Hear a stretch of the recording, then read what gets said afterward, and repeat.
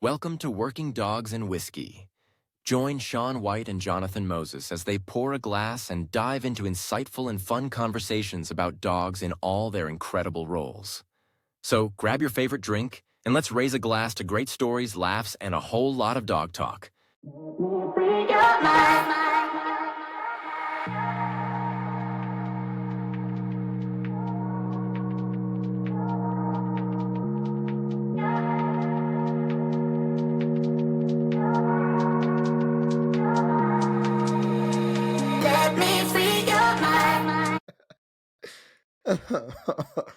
All right.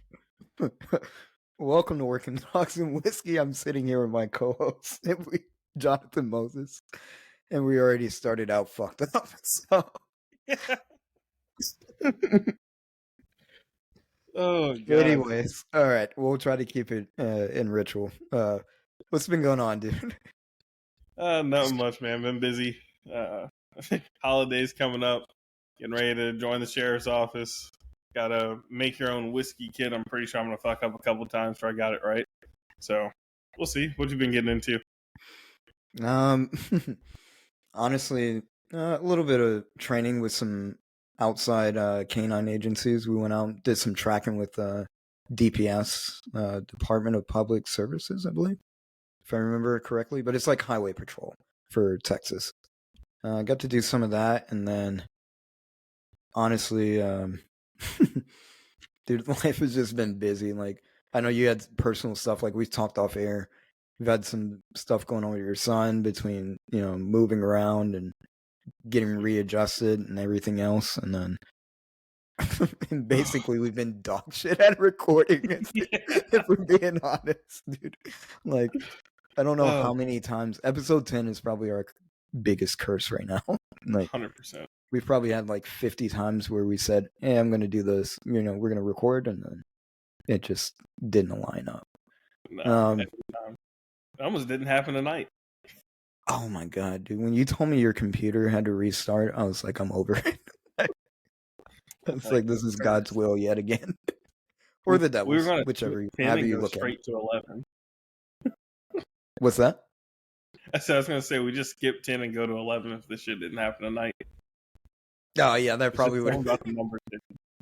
Yeah, that would have lifted the curse. But we're here now. We're doing it, so that's always good. So, what's your plan with the shares? Like, so just went through, did the obstacle course, the written test, the comprehension, the math portion. Tomorrow I go do the polygraph. ooh. And then I got to do a few more things, some drug tests, some other stuff. But long story short, joining up with the county sheriff here and then going on as canine. Actually got my dog showing up. He's getting picked up actually probably in the next like 2-3 hours from California. Jesus. And then we'll be making his way here within the next like 2 to 3 days. He's already been kicked out of 2 departments for being too much dog. Nice. But that's the kind of dog I like. I'm excited. No, I'm excited for you, dude. I actually hate that I just left there because I just missed it. As much as we talk about training, that would have been like the perfect little project, if you will, to work. But no, I'm definitely interested to hear how that goes, and that's exciting, man. You'll get to see it in the beginning, though, because you're still coming down at the end of the month, right? Yes, that is correct. I will be in South Carolina at the end of the month for New Year's, probably. So okay, cool. We'll definitely link up, dude. All right, we're saying it on air. We should record live, like together. We should. You know what? I'll charge up the camera, and we'll just have everything ready. We won't even touch the dog until we start recording. Fair enough. Otherwise, and knowing us, it's not going to happen. No, it's gonna be 10 reps in. Damn, that was good. Oh shit. Yeah. Nobody recorded. Exactly. Whatever. And all the recorded ones are gonna be dog shit. Yeah, but no, it'll be good. Hopefully we can mic up and we'll actually do some explaining and get some good stuff, some good content going on the issues we're dealing with what's his name? Crash. Yep. Okay. and we'll try to address that one. So that'd be good. Yeah. Let's see. What else has been going on? Dude, everything it feels like. Yeah, that's what I was going to say. It's been such a blur, like, because I think the last episode we recorded was in August, I believe. Probably was. No, yeah, it's definitely August. I just looked at it. Yeah. So, Yep. Yeah. but yeah, it It's just feels December. Damn, we're in December. That's yeah. wild. But luckily, we only have like maybe 2 or 3 people that probably actively listen to us. Yep. So Shout out to you guys. yeah, we appreciate it, honestly. That's no shot against y'all. It's Yeah. just it is what it is. The infancy stages. We'll see where it goes. But we're not in it for fame. It's just kind of what did you say? A passion project? Is Yeah. that the technical term? Yeah. You Yeah. just got to put words together sometimes. Passion project, ejection outing. You just got to go with what feels good. So that's a new term that I learned, ejection outing, which is whatever. I guess it's when a dog just automatically outs. Like I don't even know how to describe it. I'm baffled that used to be outing like probably 3 years ago and years prior, but now it's ejection outing versus I guess a dog kind of biting on the sleeve and then eventually outing. I guess that's the counter argument on that, but I'm just like everybody's coming up with new terms and new ways to articulate things, and that's cool, I guess. But yeah, we do have to get better. We have potential sponsors, which is good. Yep. Before I forget, we get too busy. I want to shout out. John put me on it. Actually, our main supplier for the pet dog training, as far as what we use to feed our dogs. I don't think I've seen a dog yet that can't resist the beef treats that we use. I'd say out of like 500, I've seen maybe 2. Okay, so those are some good percentages. High value training treats will get more details as far as like what's in them and everything. Or do you have that information? Yeah. It's only 3 ingredients. Okay. It's freeze dried beef coated in fish oil. So no, 2 ingredients. Like that's it. That's all that there is. Mm-hmm. But I mean, it's dog crack, like straight up dog crack. Love that stuff. Yeah. So, and if you're looking to get some on Instagram, you can follow SJ underscore canine CANINECO. So again, that's SJ underscore canine CO, all one word at the end. Give him a follow. He's a good dude. Definitely looking forward to getting an official like sponsorship from him and all that. But very good dude. Knows what he's doing. Very passionate about what he does. So yeah. He put together, like, I called him because I was like, hey, this stuff's good, but it was a little crumbly. And like he went into this whole deep dive of like, I'm gonna send you a couple different recipes. This one's got more fat. This one's more meat. I'm putting more fish oil into this one, and like, I mean, he got it dialed in. Like he's serious about what he does. Hell yeah. Yeah, I'm actually now that I'm settled in San Antonio, I got my first board and train coming up, and so definitely going to be hitting them up for some treats and all that good stuff to train with. So I'm looking to bring that to San Antonio. I've been struggling because I just finished my last bag. I need to order some more. Oh, But I've been using hot dogs. I've been cheating on them. But Paula's over there passed out. She would love the fucking beef treats. That's crazy. So that's wild. But yeah, we'll set up something hopefully next episode. Dude, we're so dog shit at this. Well, that's same thing we were saying. As soon as we get 10 done, because we made such like it's episode 10. It's a mile marker. I know as soon as we get this done, episode all the way up to 24 is going to be smooth. And then I'm calling it now. We're going to be like, dog, it's 25. It's like a quarter of a way to 100. 3-month hiatus. So I don't know. I like episode 10. I mean, it's great to do 10 episodes. Like I love doing this once we get rolling and all that. But but dude, I'm like 10 episodes is like so marginal in comparison to what we could do, like to celebrate. So And I know in the beginning we were kind of hyped about it. We were like, "Oh shit, we made it to 10 episodes in 1 year." And it's like that's under an episode a month on average. So that shows how fucking sorry we are that we're celebrating mediocre success, and we might break the average of 12 or 1 episode per month Ooh. if we hunker down for December. So, Yeah. but that's the type of people we are, I guess. Oh God, we gotta be But we better. do well with dog training, so that's where it matters, I guess. Yeah, that's where the time's been. That's what we'll blame it on. We've been Yeah. training dogs. Right on. It's No, too it big. really, no, it really has been. For me, definitely, I've been hitting you up more about the business side. I think that's what's kind of. I have a lot of off time. Not that I don't work, as far as the military, but I do. I'm in a fortunate position where I'm able to balance things out a lot more. But and then I guess for me is between a mixture between really being strategic about the business side of what I'm doing here, and then obviously doing that work balance with my son because I missed about a year and a half with him with the whole divorce and everything, and uh, so it's been like I think it's been good for personal development to take a break from the stress of having to record. But now I'm in a new mind frame where things are starting to flow. I'm starting to get dogs in and stuff like that. And so I'm like, all right, let's get back to the grind, the hustle. So if we're being truly transparent, that's really where my time has been. So Yeah, I said getting that schedule locked down is huge. Like just some kind of routine to balance everything. no, for sure. And I mean, even Jesus, man, like it was bad. Like I was so out of touch with everything. Just some personal stuff that I had, well, but some personal stuff that I had going on, dude. I gained up to like 170 pounds, which I'm only 5'6", so I was fat as fuck, dude. Uh, but now I'm back down to like 155, 160, depending on, well, just because we went through the holidays, so probably 160.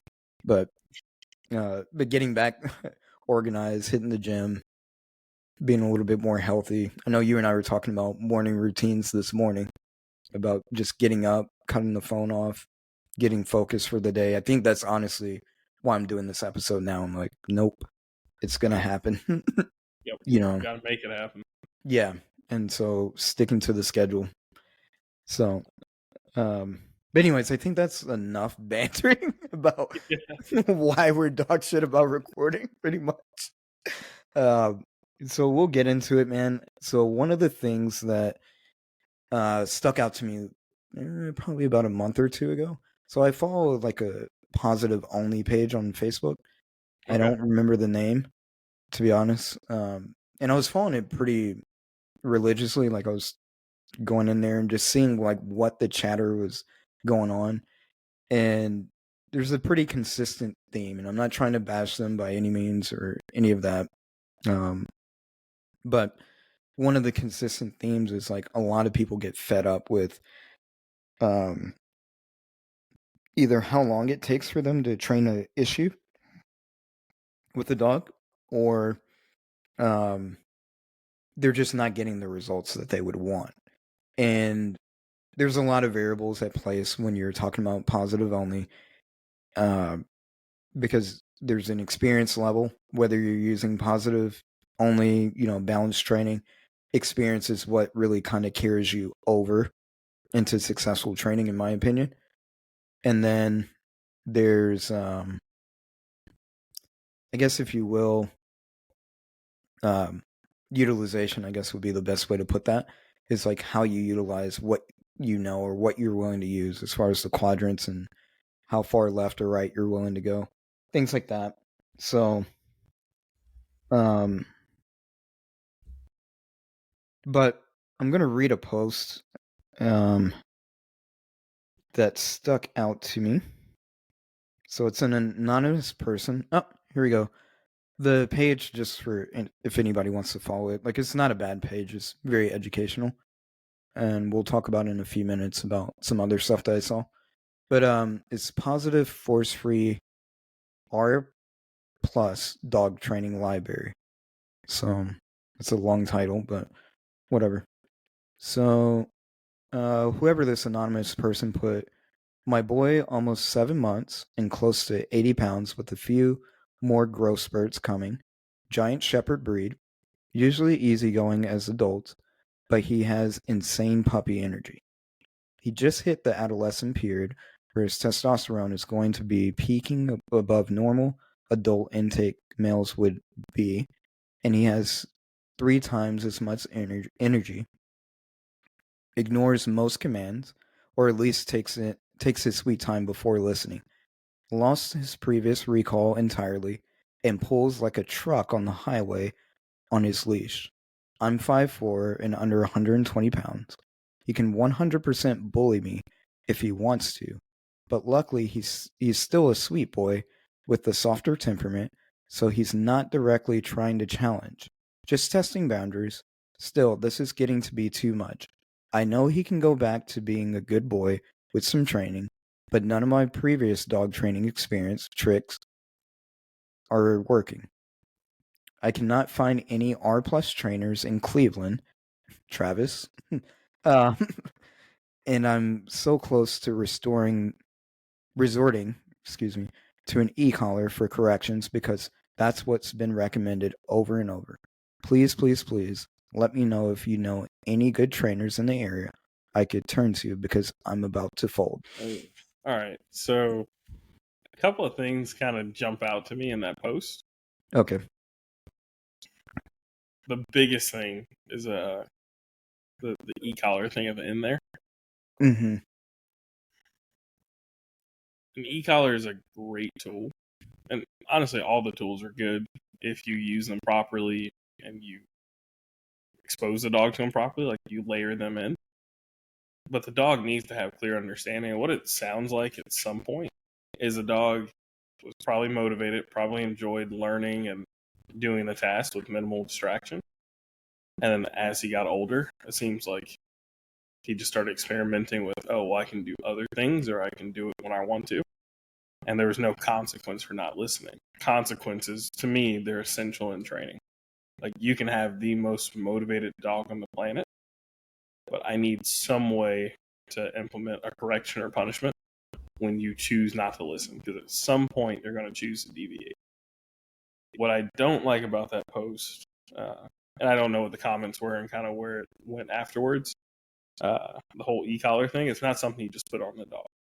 Right? You can't say, hey, he knew what this was and I'm just going to implement this correction. There needs to be a process of like layering that correction in, making sure the dog understands what the correction was for, and then most importantly, how to turn the pressure off and what to do afterwards. A lot of people buy an e-collar and just stick it on a dog, and you will create some big problems. And that's typically where I see a lot of the force-free community. Whenever they're like, "Hey, tools are bad. They cause dogs to be afraid and do X, Y, Z." Typically, it's because somebody just put a collar on their dog without properly teaching the dog how to avoid the pressure. Yeah, and so I think for me, like, one of the biggest things I see in there that sticks out is like it's that pitfall in positive, quote, positive only training, which I don't truly believe in. I'll dive into that in a few minutes about why there's no such thing as positive only training, in my opinion, depending on how you use it, of course. But if you're truly defining it, I don't think that really exists, in my opinion. But for the post itself, I'm sorry. I saw you look at the pen and it just distracted me. Man. Yeah, maybe I'll edit it out if I can remember. um, but anyways, no, but seriously, with this post, it seems like she was probably on the right path, like getting some good results, however she was going about doing it. But when as the dog grows up and you start allowing it to experience other things, the escalation and competing motivators are just extreme. Because, and I mean, think about it in the sense of like a small child. Like right now, if I ask my son, he's 6 years old, I'm like, hey, do you like girls? or whatever. And he's probably like, no, they have cooties, all this good stuff. But as he grows up and exposes, in his teenager years, he may, whatever he chooses in life, but, you may find an attraction that he didn't find when he was younger, is what I'm getting at, right? So, same thing with dogs. Things may not stick out. Maybe food is life in the beginning. And then as he grows up, he's like, no, I'd rather chase birds. I'd rather chase cars. Cars may be prey driven or whatever. And food may not outweigh the value of a car going at a certain speed, whatever the case may be. I don't know the specifics around her issues or what's going on, but and that's my issues with quote unquote positive only training, is that it only carries you to a certain context, and then it is most likely prone to fail in most cases. Now, there are some extremely skilled people that know specific times to escalate the variables, right? So somebody may know, and I don't know what that looks like. I'll be perfectly honest. I'm not one of those that started out purely positive and graduated into balance training like some other people have.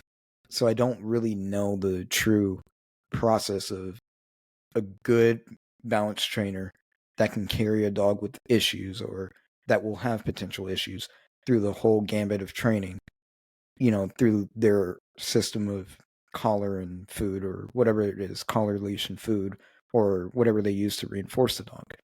That's not my area of expertise, but I will say the success that I found in balanced training, where, like you said, the food will carry you so far, and whatever the case may be. But for me, there has to be a compelling element that snaps you out of the competing motivator, right? That says, all right, that's enough. And then I will pull you through with the thing that you find reinforcing, but I have to discourage you from the things that are inherently potentially dangerous to your lifestyle or to my lifestyle, that don't agree. 100%. 100%. And I feel like that's something you see pretty frequently with the dogs, where you talked about how something that was once motivating to the dog can kind of lose value over time. Mm-hmm. Just because the dog gains other experiences. I went through it firsthand with Mona, my Belgian Malinois puppy. She's a year old now, but right around the 5-6 month old point. So I've been training her with food since I got her. So from 8 weeks to 5 months. Training with food, and it was great. Like, it worked around most distractions. And in separate sessions, we would play. Like, I'd pull out a ball, we'd play with a tug. And it got to the point where she came out, and during the session, she was more motivated. Like, she would come out and give me all the signals, like, hey, can you get the toy out? I want to play. Can you get the toy? Can you get the toy? To the point where she would blow the food off, and she would go into play. She's like, hey, can you get that thing I want out? And I just realized food did not have the same pull. Now, there's things I did to fix that later on. So went back and just classically conditioned our clicker. She'll take food because she has to now, pre-Mac. You're going to take the food, even if you don't want to. Done. John has his dogs, by the way. He's in his training area. So yeah. So we went through that, and I got to see it firsthand. All my dogs have gone through that at some point. But that's just a common thing you'll see, where they can just lose motivation or start to desire something else with more experience, like you were saying. But I don't. So I've had dogs that I've called you about, and I said, hey, with minimal distraction, I'm in my training room right now. It's a empty garage with my crates. I'll kick the other dogs outside into the runs. And let's say this dog's taking food, okay, right? But the second I add the smallest bit of distraction, and I could do this, usually, let's say I have a dog for 15 days. So day 6 or 7, I'm trying to add in a little bit of distraction, but the dog's just blowing the food off. Where I've found success with that, if the dog is Like it just has a habitual. It's just got a habit of, all right, I've always barked at dogs, or I've always been able to chase cars or rush out the door. And incremental, like, hey, come take the food for me and make the right decision isn't working. Sometimes when I layer pressure into that, of hey, you're not going to go do that, you'll actually see the dog's motivation increase a little bit because I've given them only one choice, right? And I feel like that's kind of the pitfall, and it sounds like this is where this person's kind of fallen short a little bit. Is their dog was doing really well, and it sounds like it had a very motivated dog, but the more it got to experiment with different things as it kind of hits that adolescent period, there's no consequence for not doing what you want. There's nothing in life that doesn't involve consequences, good or bad. And I mean, this dog just has too many choices, too much freedom right now. And ultimately, obedience can be life saving to a dog. Like she's talking about the dog dragging her down the highway or next to the road, right? Let's talk about. Yama, you're gonna bark. Yeah. You never bark. Anyway, so she talks about the dog dragging her next to the highway. That's something that can be life saving, right? So implementing some kind of correction there could be very beneficial to that dog and to her. No. Yeah, and I agree with you, man. There's a lot of points that you bring up. I want to touch back on like I guess like the positive only realm and what I was saying earlier about and I'm going to segue it back to what we're talking about, but why I don't believe like there's positive only, because one of the things that I thought about was like how do you define positive reinforcement, or positive only, not positive reinforcement, but positive only. And there really isn't a such thing as that, because even if I'm going to just, I don't give a fuck what my dog does, I'm just going to reward it consistently, right? There's two things at play. One, the first is negative reinforcement. The only reason this dog will eat is because it feels a void of, lack of food. So the dog feels compelled that I must eat, or it wants something, right? And it's not being met. That's the only way that you can get it done, that a dog will eat. Otherwise, the second part, it becomes punishment. Because if the dog is full, then, okay, it does not want any more food. Even though it'll still eat or whatever out of gluttony, if you will, it's still not, it's going to have some blowback that the dog doesn't want to experience, whatever, indigestion, pain, things like that. But the biggest part is that negative reinforcement is at play in the beginning. The dog, wants to alleviate the pressure of being hungry. And that's why it's very successful. So, is it really positive only? No. In my opinion, no. Because there is a source of negative reinforcement that's at play before the positive comes in. So, and the food is the relief of hunger. I'm kind of reluctant to say hunger because in today's society that kind of coincides with starving a dog, and I'm like, that's not true. Like if you feed your dog every day at 4:00 and it's not eating from, if it eats at 4 a.m. and at 4 p.m., the absence of food in between those 12 hours, you are food depriving your dog or depriving your dog of food.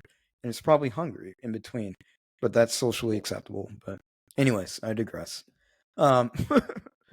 But what I'm getting at is that I don't truly believe that like there's anything as such as, positive only training.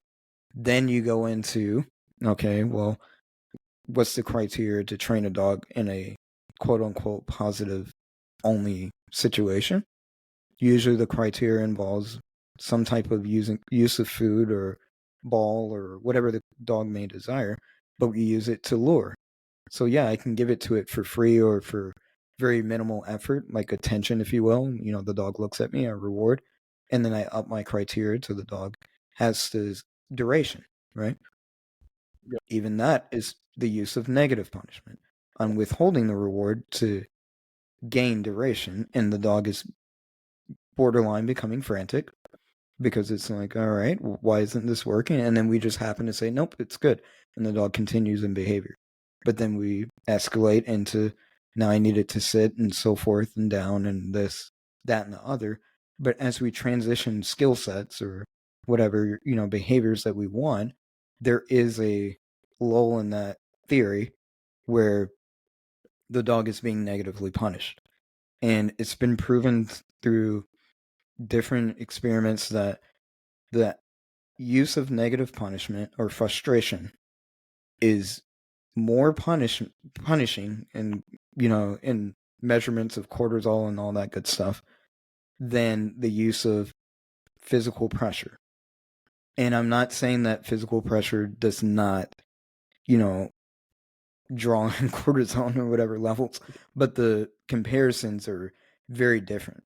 And one of the analogies that I use is like, I've been in fights or whatever the case may be, and it's very direct and mainstream. You do this activity, and then you're done with it, win or lose. And, it is what it is. And you walk away with some clarity. Either I won't fuck with this guy again, or, you really think about what happened, or you feel good that you won, whatever the case may be.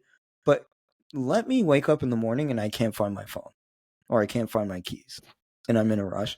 Dude, I lose my goddamn mind, and nobody's hitting me, or anything. It's just, I would rather go into a fight than I would knowing that I need to be somewhere and I can't find my car keys. Yeah.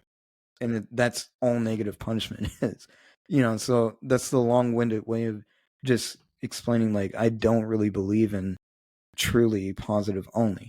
So if we're going to use these other sides of the quadrants that we may not want to acknowledge or may not be aware of in their community, then if we can understand that we're using them, why not implement the tools that are associated with it, And so, and that's where I disagree with like you said, just strapping an e-collar. And the sad part, I will say, is that if her timing is good, or she can get with somebody that's pretty decent at just using punishment at the expense and experience of other dogs, but they probably could fabricate that, just strapping an e-collar without any prior conditioning, without any incremental buildup, or whatever the case may be. And you could probably in some ways compel the dog. I'm sure it can be done. I'm not saying I'm the guy to do it, and I don't recommend it by any means, but I'm sure to a degree it could be done. And that's the unfortunate part. But I don't think I've ever, even in the comments that I read, like, nobody recommended, like, hey, if you're going to go to a trainer for e-collar. And I think that's what kind of eats me up a little bit, is that she's living a pretty horrid lifestyle with her dog. Yeah. And it's that deep that where she labels it, I'm about to fold. And it's like, are we in an A&A, AAA meeting, or are we freaking, talking about training dogs? And it shouldn't be that way to me, where it's just socially unacceptable to use a tool that, under correct guidance and instruction, can give your dog and you the relief that it needs to cohabitate. And I think we've had many talks about it, but that's one of the biggest premises for me of training pet dogs, is to give people that relief. Yes, the money's good. Also, I get positive reinforcement. I get paid for what I do. But as of now, anyway, doing pet dogs is the relief for the person. It's like, all right, now we can work together. We have a way to communicate with each other. But for them to kind of say, like, there's a lot of comments saying, don't resort to e-collar, it's not going to work, blah, blah, blah. All these things to kind of defer her from that. But then the recommendations to the alternatives were nothing of substance to me. There are people saying put a barrier between you and the cars and stuff like that, or you're not working your way successfully, and then that could be true. Maybe she rushed it in that process. But my thing is, once you're at that point, time is, it's kind of obsolete in the sense of like, hey, you need to go back and do this. The dog has practiced this behavior for a certain amount of time, and it's kind of becoming more and more prevalent as it seems in that post. So, and I'm not saying positive only, whatever she uses to reinforce the dog won't work, but it's just, I don't know. I'm a big proponent of, you can call them the client, the person, the handler, whoever, their perception and like what's going to be best for them. Because I will say it time and time again, educated people is what makes better dogs. And so, I don't know. It just bothers me that she has to live like that. Yeah. And her only source of reference is, it's just probably not going to meet the needs that she wants to keep that dog. And hopefully it worked out. I'll never know, but Yeah. And dude, that's such a tough one. Actually, there was that study that came out not too long ago where they took dogs that they trained purely positively and then dogs they trained with the e-collar. And the e-collar wasn't conditioned. There was no like build up how me and you would do it. But I believe it was to like deter dogs from chasing prey or something like that. I need to read the study. I've just listened to people talk about it. But they found that just the e-collar with no conditioning was more effective at stopping the dog. Which, I mean, that's without any kind of build up how a good balance trainer would do it. Or we're going to sit here and layer it into a established routine or pattern. But it's definitely unfortunate no one's supporting her and like, hey, just use the e-collar, but go about it this way. It seems like they're kind of cutting her off at the knees. And yeah, what you said it, socially acceptable. I think everybody's so worried about how they're going to be perceived for using certain tools by their peers and others around them that they're honestly not doing what's fair to the dog.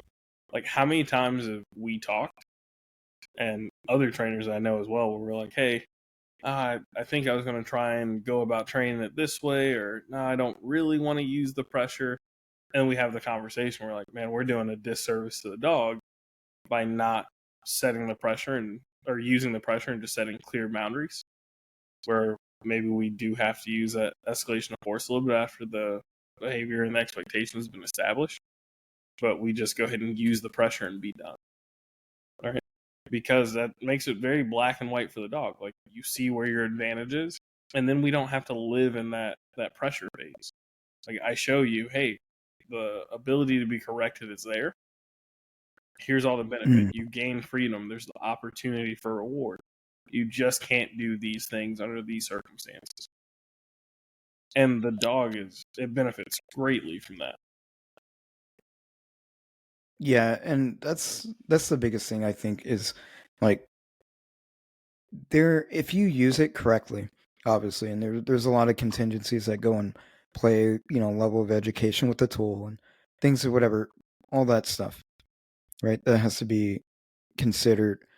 But ultimately, like you said, there has to be clear lines for certain things because this dog is at risk in running into traffic, dragging her into traffic.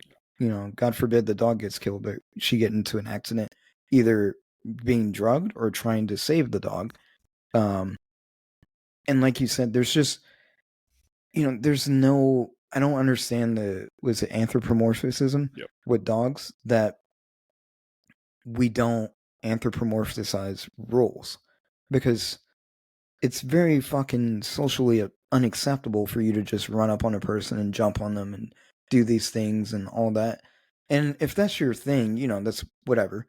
But as far as like letting your dog do it, but like in the human world, there's rules to everything that you do. Yeah. There's a reason why most people don't run red lights, There's a reason why, the murder scale, even though it's at what social media would say is a high rate, but in comparison to the population, it's really not.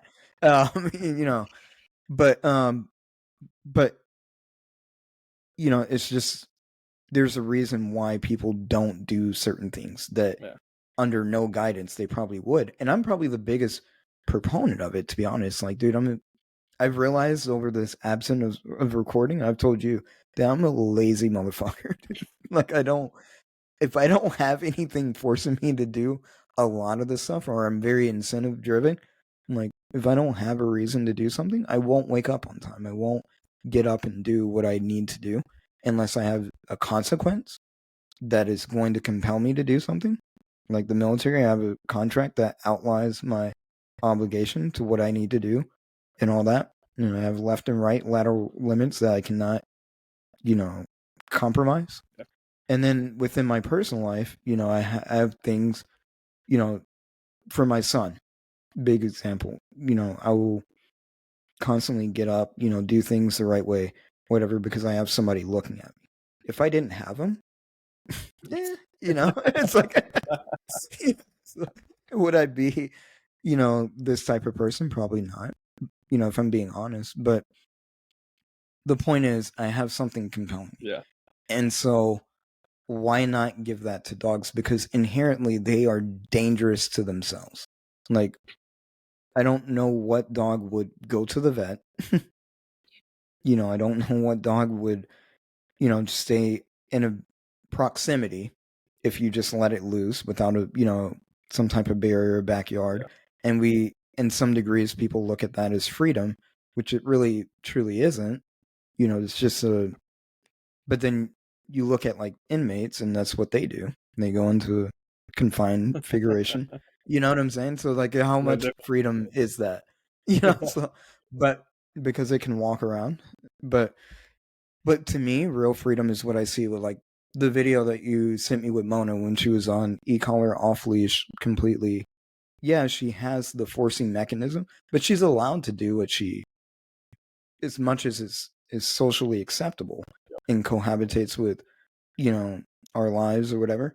Or even the videos that you've had of pets where you place them across the street, you walk across the street, and then when it's safe and clear, you have the ability to recall them and stuff like that through balanced training. Like, to me, it fits it's as much freedom as we're allowed to give. Yeah. Right. And that's probably the best thing that they can do. And even funny story. Who's the Doberman, Buddy? When I fucked up on the e-collar and we thought it wasn't connected, and I'm sitting there walking with him, and he's healing the whole time, and you're like, crank it up. And I'm like, dude, all right. We go from level 3 on a Garmin to like, what did we get to? Like maybe a 4 or 5? Yeah. It was like a 5 low, and you're like, that's not. That's not considered. You're like, there's no way that's he's feeling any of this and just saying no. But the whole time it wasn't like he was drifting off far. We were just creating criteria at that point. Yeah. But and then lo and behold, I didn't connect the collar right. But and then we dropped back instantly back to a 3 or whatever he was at. And he was responsive. But that's the thing. Even without, with faulty equipment, just through the repetitions, the dog understood the task clearly. He understood boundaries and what he's allowed to go. He drifted, for our criteria, but it wasn't anything where he was like down the road and we're begging him to come back. Yeah.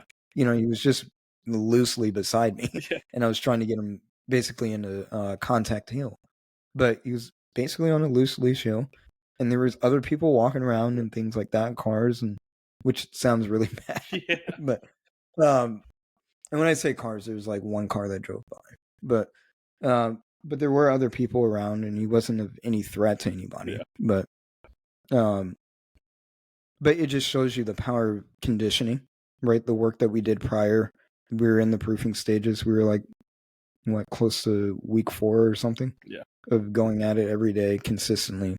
But yeah, so that's my biggest thing with quote unquote positive only. It's just, I just see, and even on that page, I see more people like regressing in criteria consistently, and then maybe progressing to something else. And like I said, I really want to meet somebody that's really good at just positive only strictly Yeah. to see like what the process is. I don't think I would ever agree to it for my personal style of training, just because I'm impatient, dude, Yeah. and I'm like, There would be some I takeaways for sure, but mm, you got to use all the quadrants. That's, to me, that's where the most effective training is. But there's definitely some takeaways from purely positive training. Well, positive reinforcement. There's some takeaways from positive reinforcement. yeah, yeah, and that's another thing too. Like when I was on that page, because I let it go for like a week or two, and I just posted, and I can't remember. I thought I screenshotted all this. I can't remember exactly what I posted as far as the question, but it was paraphrasing. It was something along the lines of, "Hey, how would you describe positive only training to like a balanced trainer?" And so, and most of the feedback that I got from it, really, they acknowledge a lot of what they do. It's not nearly as what I was led to believe listening to other balanced trainers. Yeah. As far as like, positive only, they'll eat you up alive if Yeah. you post anything. They're super respectful. I think I had one guy that was just kind of like, "Hey, dickhead, like either you want to beat your dog or you want to fucking feed him or whatever." So it was something wild, and I was just like, "All right, sure." But it was like one person out of like 50 comments or Yeah. whatever, or 50 different people rather. There's more than 50 comments on that thing, but like most of the arguments were like what you said. We are positive reinforcement. We acknowledge that the absence of food, is somewhat punishing to a dog, and in their mindset, it is not as punishing as using a prong collar. And No. yeah, I know, Definitely. but with a grain of salt. Yeah. But and it's all about chronological order in which you use the prong collar. When you want to implement it, vice and the intensity, vice using it at a premature phase of training. So there's a lot of that goes into it, but a lot of them were, what I'm getting at is in a positive community or whatever they are. They were actually pretty cordial for the most part. And it baffled me. I mean, and one guy sent me to a link. Gosh, we really have to start recording consistently because I've already forgotten. It was the one time I watched something without. I was just watching it without taking notes, but I'll touch back on it one day. Yeah. But basically, the whole premise was like what we were describing, as far as there is a level of negative punishment that will be implemented. He even used like there's some type of degree of aversive control, even using a flat collar. But he was saying basically that the dog sustains emotional, I guess if you will, like intensity Yeah. in the behavior and the way that he does positive reinforcement, or the way that he utilizes positive reinforcement. And I was like, all right, I can get on board with that. I think the big draw to the whole purely positive versus balanced training is, so you kind of touched on it a little bit earlier. Something me and you have talked about, like offline, is it's hard to tell if you have a trainer who's very good with punishment. Mm-hmm. It can be very, very hard to distinguish how a behavior was taught. Was it purely positive, or was it taught through punishment and pressure? Because if you do it correctly, I've seen the end product look the same a lot of times. But it's a harder skill to, I won't say master and learn, but there's a lot more drawbacks or a lot more pitfalls in using pressure for sure. If you don't have the experience or someone to help you, because if you mess it up, the dog's gonna look like shit. Like he's gonna look terrible, shaking. Right.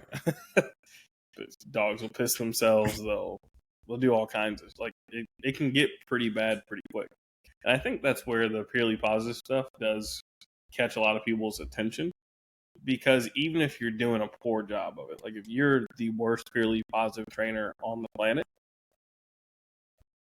so what, your dog ignores you is maybe the biggest consequence, or he does what he wants to do, but he's not sitting there shaking and pissing himself, you know?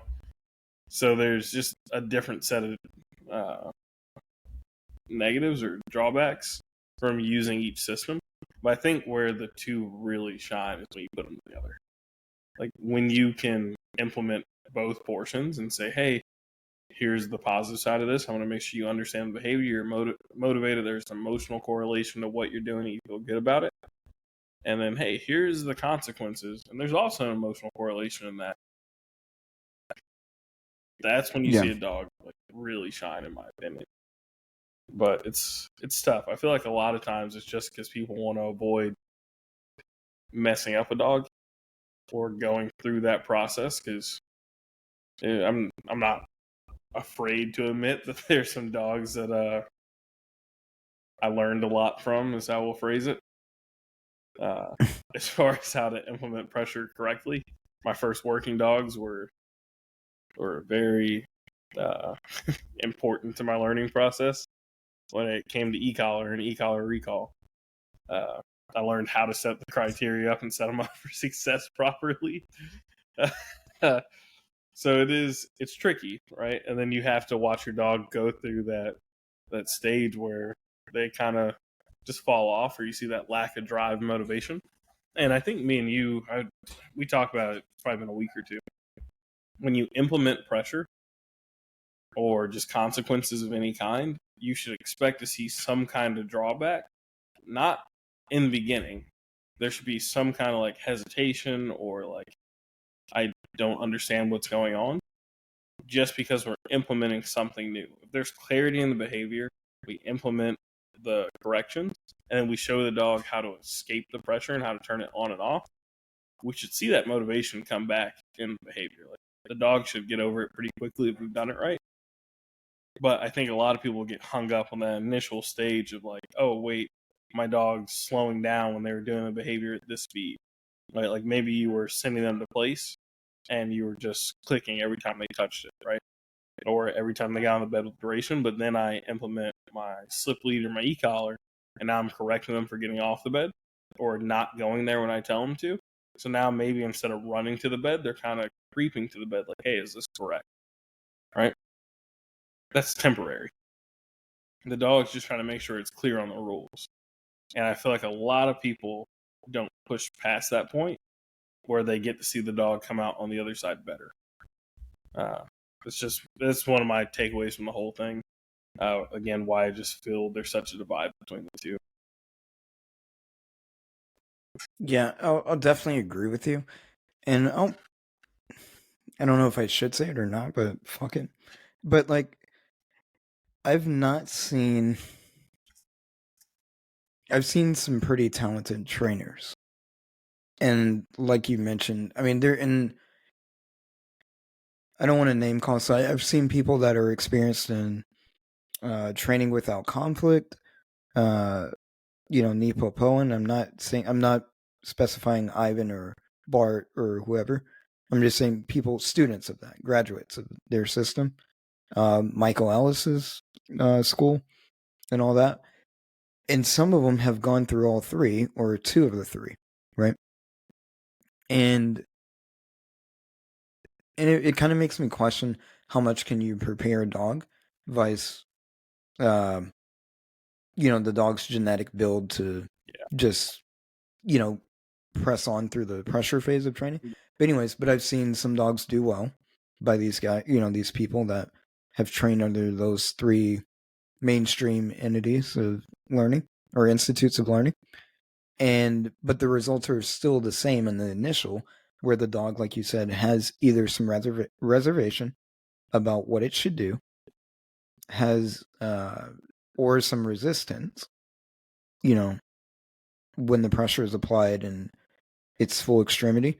And I'm not talking about like just yanking on a dog and like snatching it, but gradual incremental pressure is built. And I would say the best that I've seen is where, there's repetitions using pressure, like gradual pressure or whatever. Yeah. And then in one rep, the trainer would just execute slightly faster with the pressure.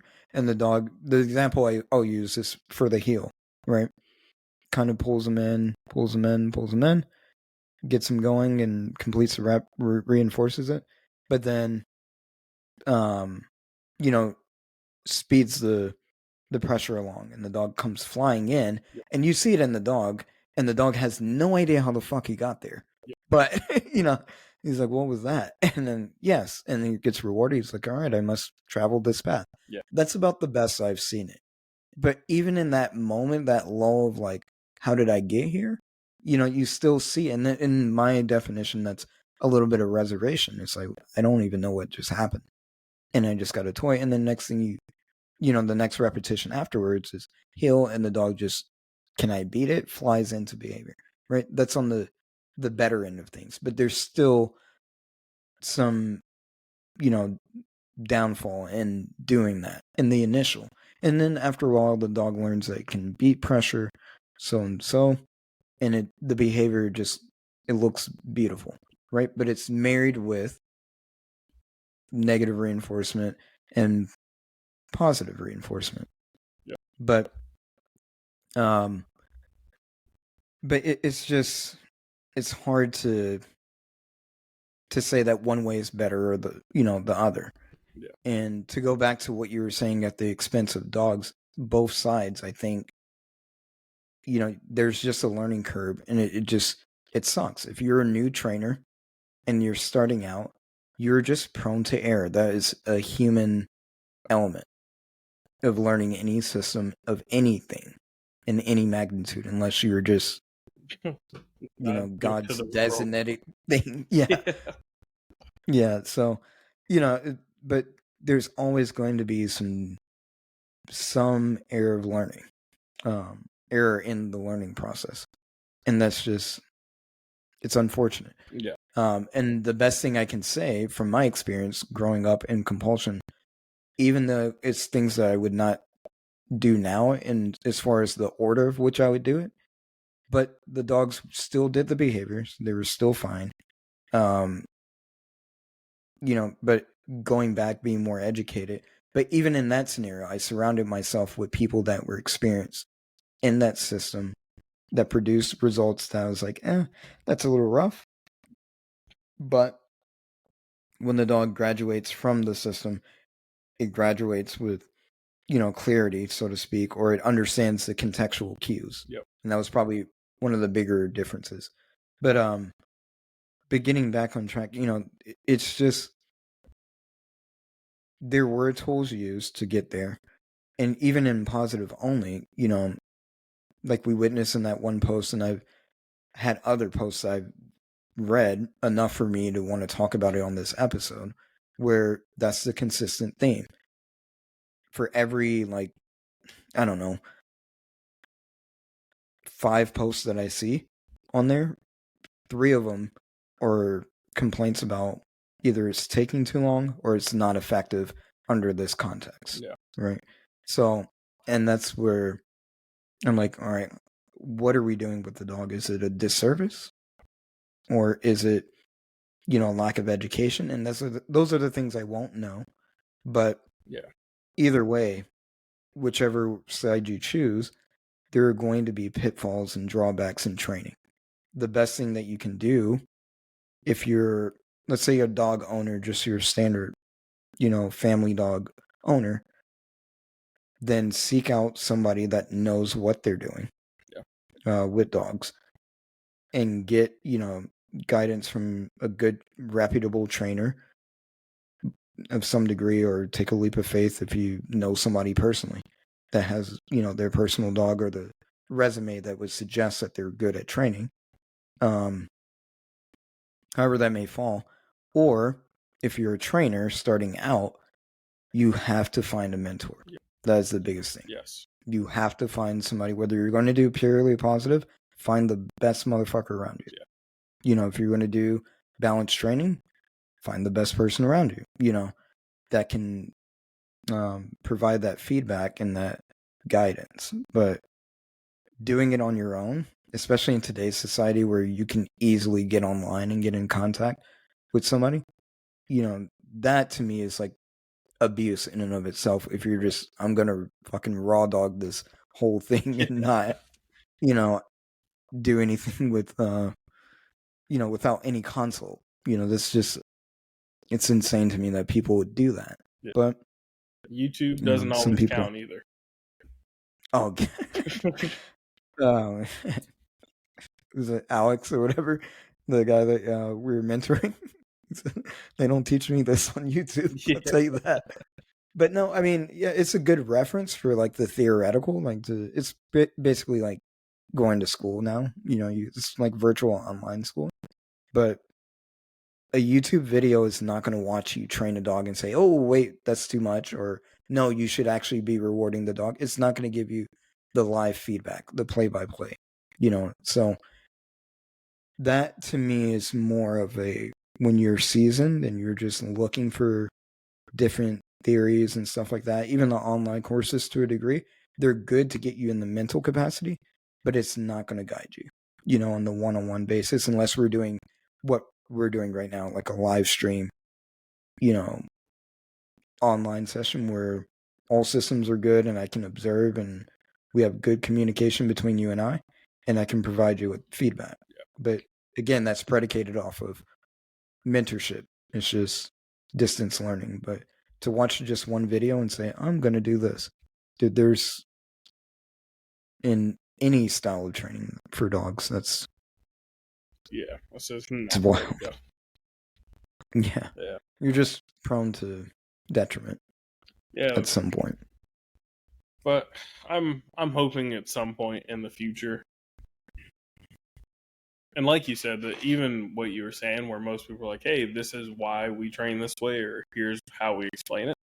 I feel like we always see the Zach Georges of the world, the people who take it to an extreme, who are like, just, this is the only way, the Hitlers of dog training, basically.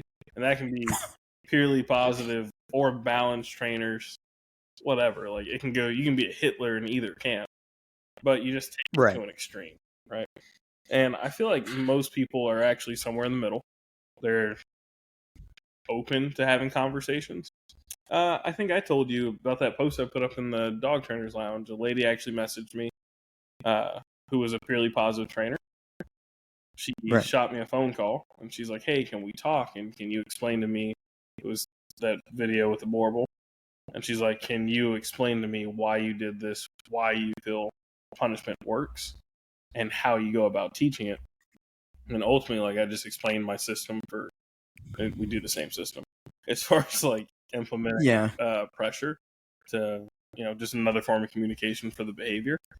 And she's like, "Oh, like that makes perfect sense. That's something," she said, in her community was never talked about.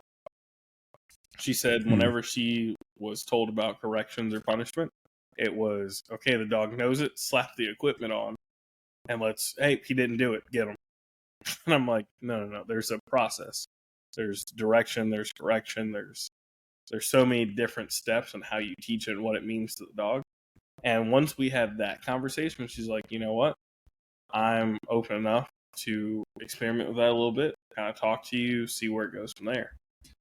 So I feel like there's so much information, so many ways of communicating now, that as trainers and dog owners, we're getting closer to kind of having that honest conversation about the pitfalls of each. Right. And we're getting closer to unifying, I guess, as trainers, even though we're still going to have those people that are to the extremes either way. And the only reason I feel like they're so prevalent is because they're the loudest, not because they're the majority. So hopefully we can come to some kind of conclusion here soon, and it'll be for the betterment of the dogs. Yeah, and I think a lot of that is like you have, if you will, like you said, the Hitlers of each camp, and like even for balance training, the fucking, what's his name, the dog daddy or whatever that shit is, that guy. Sure, that guy is considered like a representative of balanced dog training. And I'm like, that is insane to me. I think But that's how purely positive people, like your average person, feels about Zach George. The way we feel about Yeah. Dog Daddy. yeah, it's like that's not a fair representative. But however he did it, both of them are consuming the attention of most people. Yeah. And that is the, if you will, president of each camp. Yep. And so that's what they see is them as the president, the face value of each camp. And then you have small scale people like us that are like mayors of a city, if you will. Like we're way down in the totem pole, like only a certain amount of people only know about us. Yeah. You may get like Justin Rigney, what would he be, like a senator? Yeah. The fuck? So, but you don't really get like, there's none of us that actually, and I think that's a pitfall. I don't know, that's like a personality defect, because I really don't want to inherit, like, I'm struggling to do episode 10. You think I want to fucking go and talk to everybody? Like the furthest I could see myself going is maybe doing like speaking at a seminar or something like that. And even in both platforms, you've been the one that's pushing me. I'm like, I'm good with just talking to individual. And you're like, oh, we should do a podcast. And I was like, I don't think people should know about these phone calls, dude. Like, not those phone calls. No. I mean, most of them have been pretty much this. I mean, yeah, that's true. I know I went away. I'll circle back about the whole thing with my son. Dog. I went a little bit way left, and I realized that that's probably going to have some drawback. I got ready. I'll tell you about it later. We'll lose a certain community probably of that if they're even listening. Whatever. I don't. Whatever he decides is his decision. I don't. You remember really care. that talk we had? Oh God. What? I was like, "There's another choice." Oh. Oh yeah. Yeah. As soon as you said that, that's all that Oh man. I'll phrase it this way. I forgot that there was an option to just be celibate. I'll put it that way. But I think that's engineering through the military. Like just it probably is, to be honest. the amount of jokes about how much money it would cost for you to abstain from certain beliefs. 1,000 or more, my morals get loose. How much? 500,000 or more. Okay, 500. I thought you said 1,000, brother. I was like, oh man, no. I was like, I ain't cheap. Man, what are you doing in your personal yeah. Now, anyways. Well, if you made it this far, that's welcome to the If you got $500,000, hit me up. Yeah, well. We'll get better mics for sure, I'll tell you that. Yeah. I'm gonna need more than just a beer. But we can make it work. We'll work out the details. Yeah. By the way, that's John offering that. This isn't an inclusive deal. No, I'm not splitting the 500. We're gonna need it even. I don't know what his number is, but I'm not going 250. No, I'm not participating at all. Is what I'm saying. I'll get the 500,000 the hard way, if you will. Anyways, I'll get it by training dogs. So back to home base, and I will do it with a balanced approach. We'll send you a picture, but don't talk about it. All right, let's wrap it up, dude. All right, real quick, because we're always dog shit about this. Yeah. Let's see. How do we find you on social media? Jonathan Moses, K9 on everything. YouTube, Instagram, TikTok. I'm consistent. All right. Is there any underscores or anything like that? No underscores. Facebook's just Jonathan Moses. Right on. Dude, I was laughing because Sarah sent me the stickers. Actually, I got the envelope right here. So she sent me the sticker for the laptop. Read the Jordan. Sarah. The fuck? I was like, maybe she's no, let's not falter. Maybe she's made it that big that she has a secretary. This is true. Or I was wondering if she was hitting that bottle she had when we were on the That's podcast. or did we have too much vodka? Yeah. Just fuck that completely. She could have easily looked in her DM. That's funny. Oh my god! So Sarah Carver is not good at names. No, she's actually a really good person. Yeah, she's all fucking jokes aside. hilarious. But she's hilarious. We'll actually have her back on the podcast. But yeah, What and if about for you? some reason, yeah, I was about to say, for some reason, if you want to message me about this wild tangent we just went on, mine is Sean White K9, SEAN, the color white, WHITAT. K9, and I'm on Instagram as that. YouTube, I believe, is the same thing. And then if you want to find, I gotta change my Facebook name. I just thought about it because my real name is Desean, DESEAN, White. But anyways, Instagram is probably your best bet.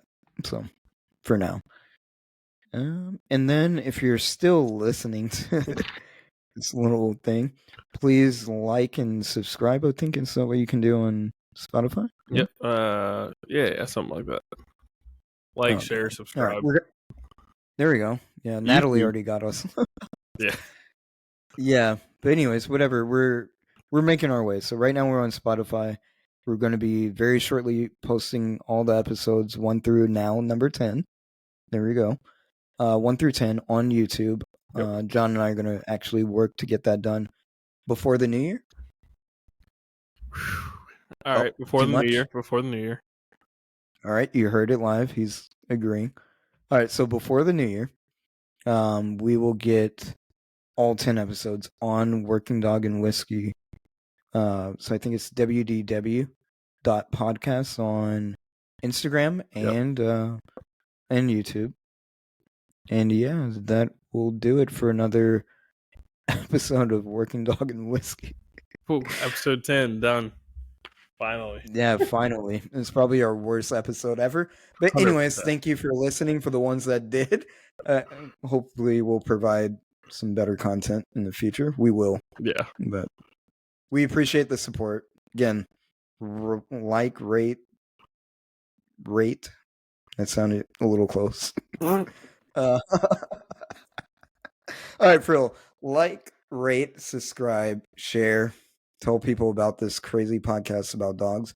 And if you want to hear something, please message John and I or one of us if you want to hear us talk about a certain subject. All right. Thanks for listening in. Goodbye. All right, bye.